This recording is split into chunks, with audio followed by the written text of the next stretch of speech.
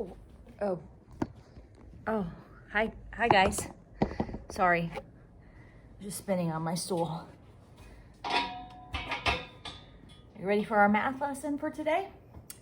It's Wednesday morning, and today we are going to talk about the steps that we should follow if we have a word problem that we're going to solve.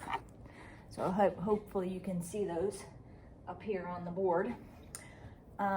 Whenever we are faced with solving a word problem, if we have a series of steps that we can follow, a list of things that we need to do, we can be more successful at solving that problem, and it won't be as hard. So every time that we see a word problem, we're going to follow these 5 steps. The first thing that we're going to do is we're going to read the problem 2 times.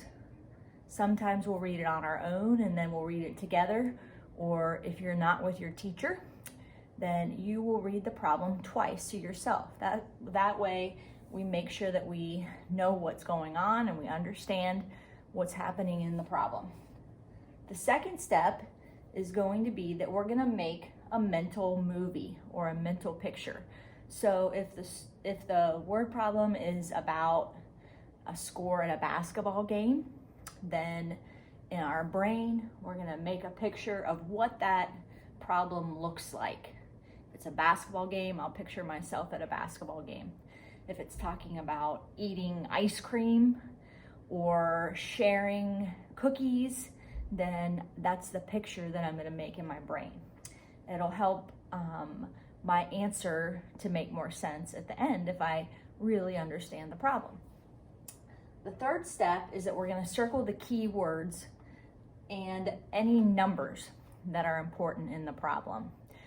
Yesterday we talked about over here the key words for subtraction and addition. So if we see any of those words in the problem, then we're going to circle them because those will tell us how we're going to solve.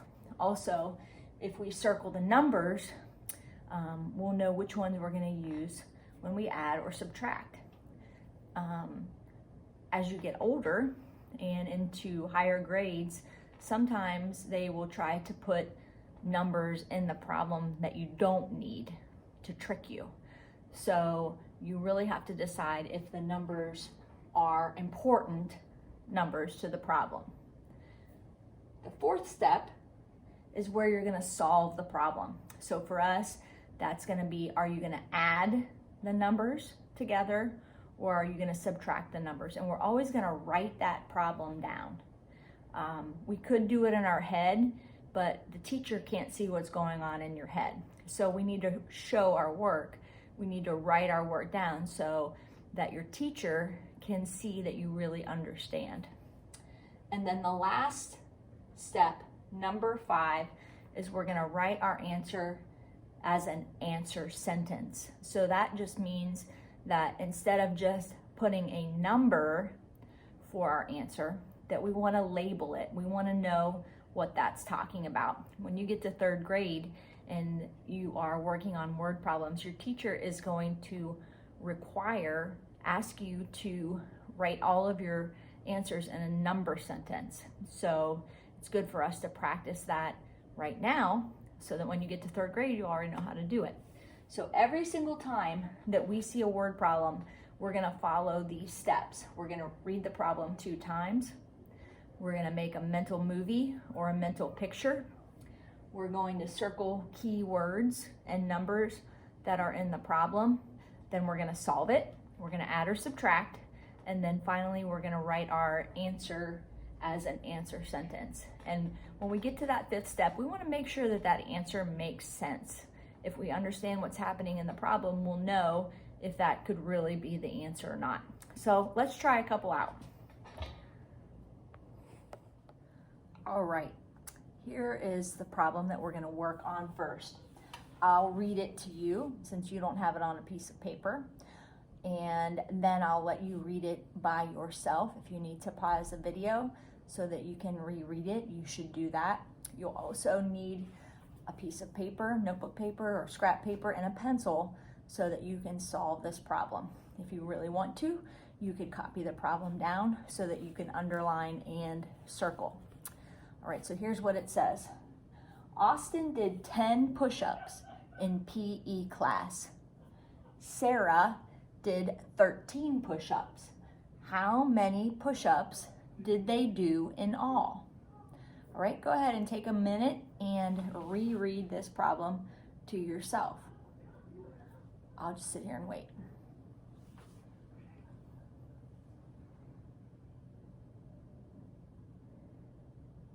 Are you done yet?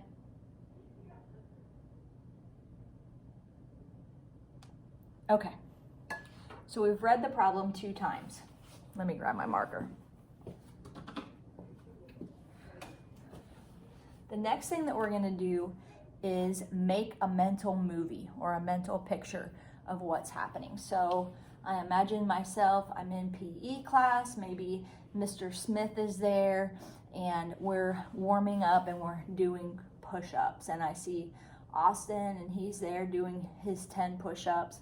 And then Sarah, she's doing 13 push-ups. And I wanna know how many they've done in all together. So the next step is that I'm gonna circle the key words and numbers that are in this problem.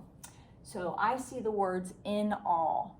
If I look back at my list of addition keywords, those words in all are on that list. So I'm going to circle those words. That's going to help me later on when I need to solve this problem, okay?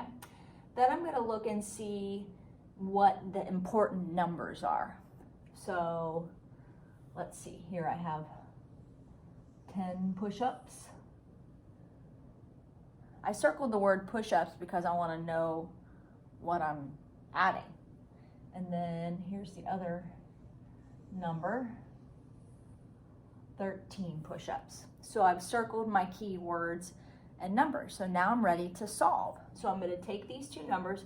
I know I'm going to add them because I see the words in all. And I'm going to stack them, 10 plus 13. Now, you might be able to do this in your head, in your brain, but we need to write it down and show our work.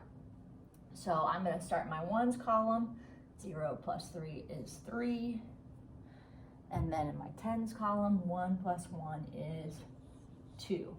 Now, I'm not finished yet. I have one more step. Step 5 says that I'm going to write an answer sentence. So this 23 is talking about push-ups. So my answer sentence might say something like, they did 23 push-ups in all. Now I'm finished. I have my answer written as an answer sentence. So I read the problem 2 times. I make a mental movie or picture. I circle the key words and numbers. I solve the problem. And then, last but not least, I write an answer sentence. Let's do one more. All right, here's another problem for us to try. Go ahead and read this problem to yourself. Pause the video if you need to. I'll wait right here.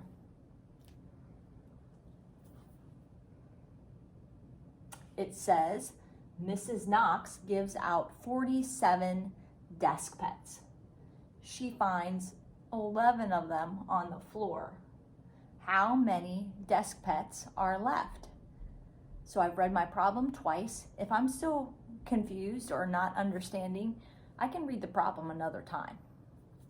Now I'm going to make a mental movie or a mental picture of this. So I'm picturing myself with my little container of desk pets, and I'm passing them out, and I've given out 47, and then we find 11 on the floor, which we know is not good. So I have this picture in my mind of what's happening to the desk pets. Now I'm gonna follow step 3, which says to circle any key words and numbers. So I see the number 47, and it's talking about desk pets here. And here's a number 11. So I'm gonna circle that. And then in that last sentence, it says, how many desk pets are left? And the words "are left" are keywords that tell me that I am going to subtract in this problem. And if desk pets have fallen on the floor in my mental movie or my mental picture, I know there's gonna be less of them. So that makes sense. So now I can solve. So I'm gonna look at my numbers. 47, that's the big number. I know it needs to be on the top of this stack. And then my other number is 11. So I've got my problem set up to solve. Remember, it's important to show your work when you're doing a word problem. Start in my ones place. 7 minus 1 is 6. It's kind of a rough looking 6. There we go. And 4 minus 1 is 3. You got it. Now I'm not done yet. I have to do a step 5, which is to write my answer as a sentence, because if somebody looks at that 36, they won't know what that means. So we're gonna say there are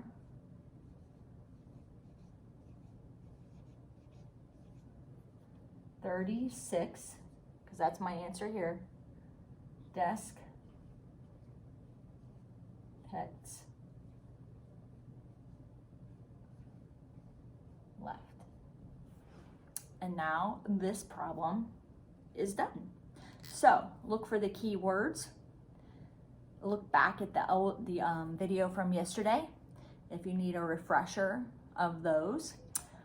Follow the steps for solving a problem. Read the problem 2 times. Make a mental movie. Circle any key words and numbers. Solve the problem. And then write your answer in an answer sentence. I hope that you are having a fabulous day. I miss you here at school. It's lonely and quiet without you, but the desk pets and I are managing. So we'll see you later. Bye.